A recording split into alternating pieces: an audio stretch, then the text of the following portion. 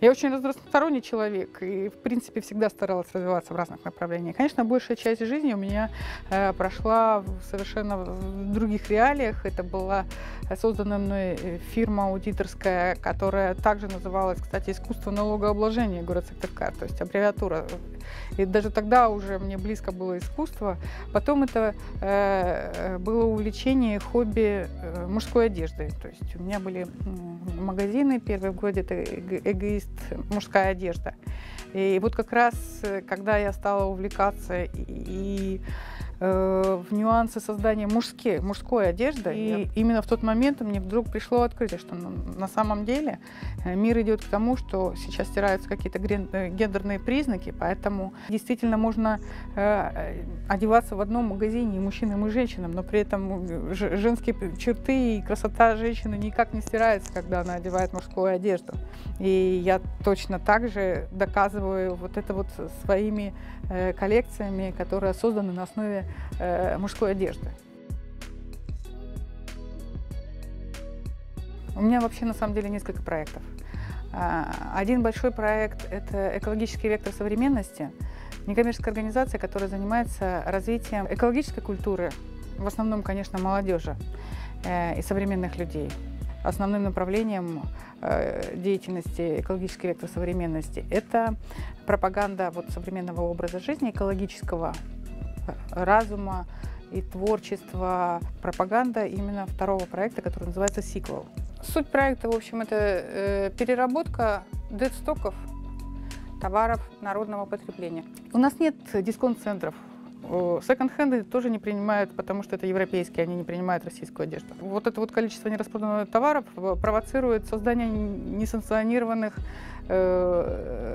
свалок, которые образуются у нас иногда возле города, иногда вдоль дорог, потому что по-тихому вывозят.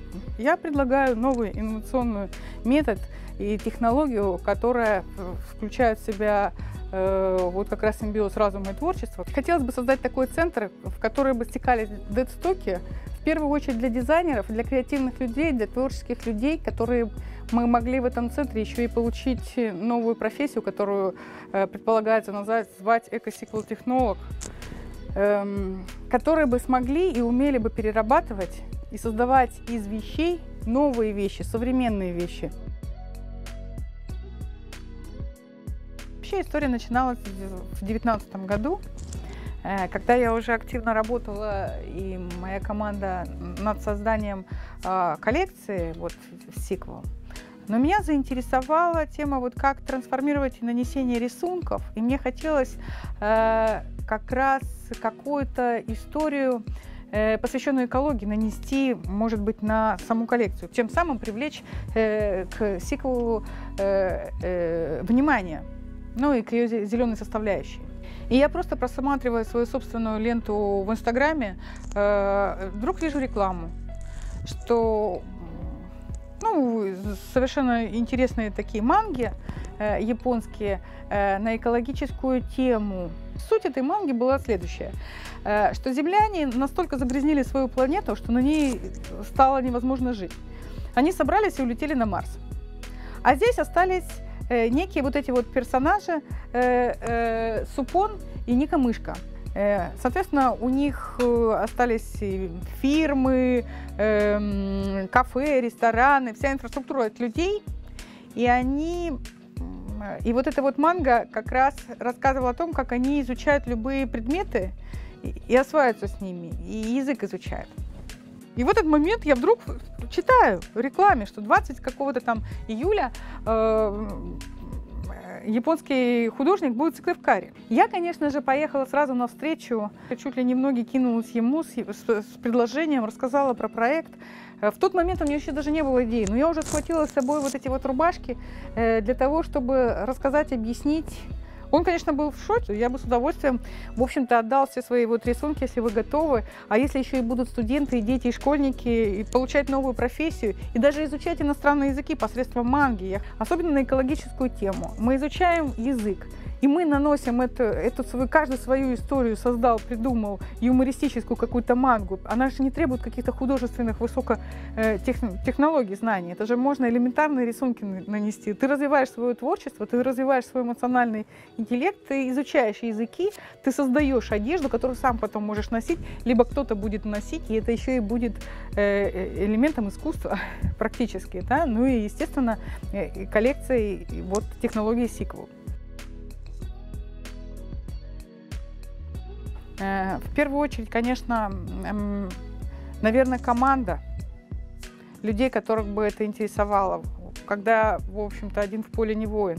Рассказывать все красиво, все здорово, приходят пофотографироваться на этом фоне, рассказали у себя в соцсетях.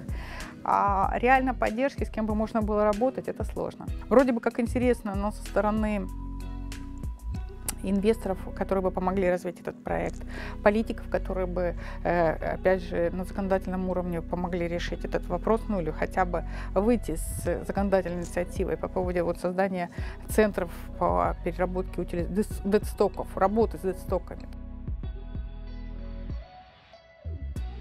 Такие ножницы получились. То есть среднее поколение людей, да, они не привыкли к этому современному образу жизни. Для них даже дико, что молодежь одевается в секонд-хендах. А молодежь, которой это интересно, она не столь социально активна сейчас.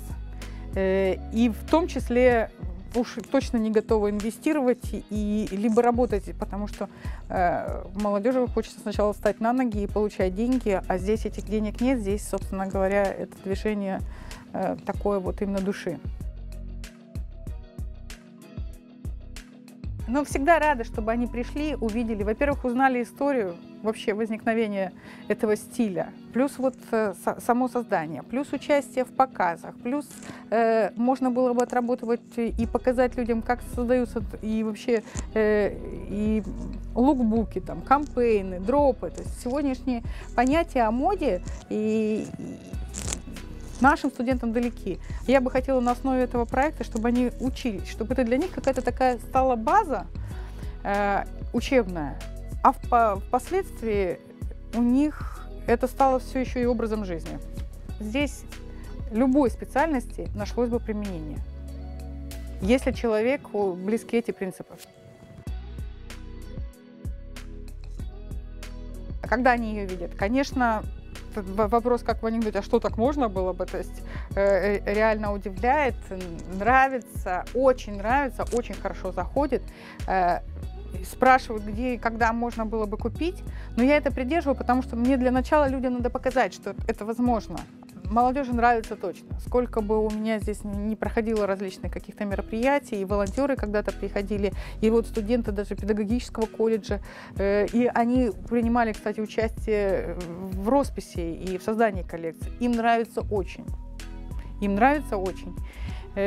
Поэтому реально востребовано, и очень бы хотелось, чтобы со мной они поработали, мы бы создавали эти коллекции для них, для того, чтобы они это покупали, носили и таким образом пропагандировали и показывали, что это есть, это возможно.